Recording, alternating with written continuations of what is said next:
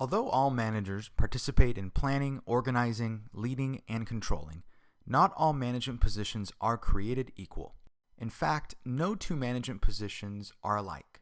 Consider the job requirements for a chief executive officer or CEO of a company. Chances are the day in the life of a CEO is vastly different from a first-line supervisor at a McDonald's. This contrast highlights the management hierarchy, which represents the different types of managers that are commonly seen in an organization. There are a total of 4 kinds of managers in an organization: top managers, middle managers, first-line managers, and team leaders. Each of these groups, although similar in some ways, has different responsibilities that we'll discuss. Working from the top down, we'll start with top managers. Top managers represent managers that reside at the highest levels of the management hierarchy. Common top-level management positions include Chief Executive Officer, Chief Financial Officer, Chief Marketing Officer, and the Chief Operations Officer.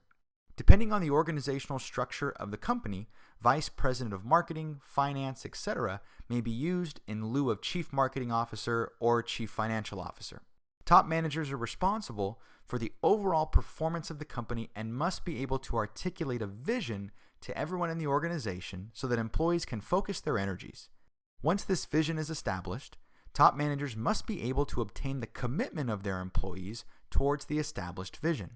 Obtaining buy-in is extremely important, as employees who are not committed to the vision will not perform in a manner that allows the organization to achieve its goals. Top managers are also responsible for creating a positive organizational culture. Every organization has its own unique culture, which is in large part created by its top managers. The important thing here is for managers to be consistent and act out the culture they want to establish. For example, if top managers wanted to establish an environment where risk-taking and innovation were encouraged, they shouldn't reprimand employees for failed efforts.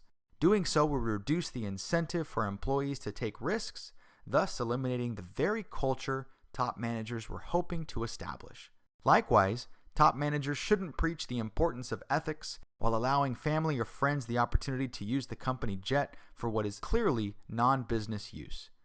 The last general responsibility for top managers is to continuously scan the external business environment for possible opportunities and threats.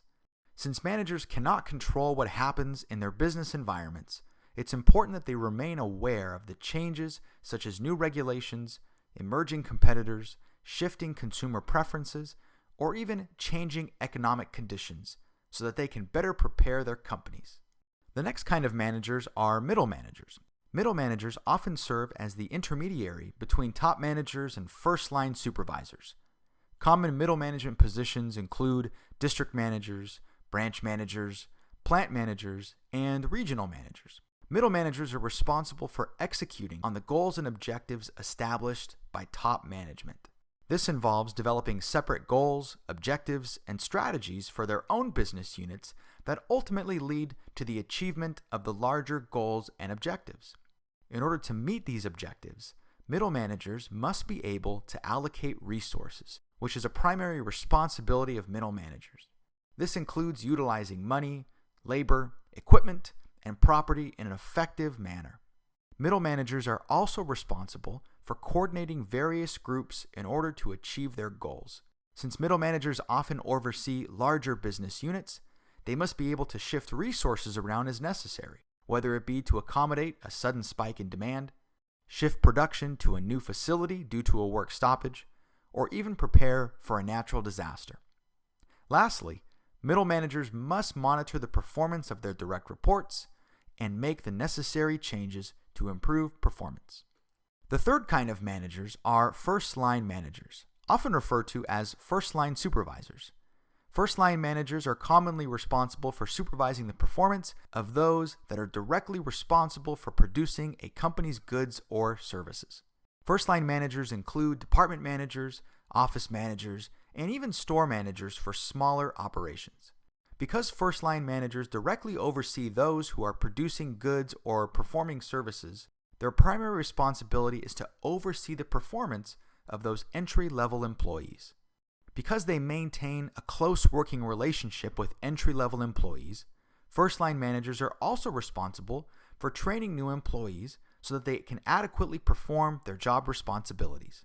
After all, it gets difficult to hold an employee responsible for tasks, duties, and responsibilities that you haven't instructed them how to perform.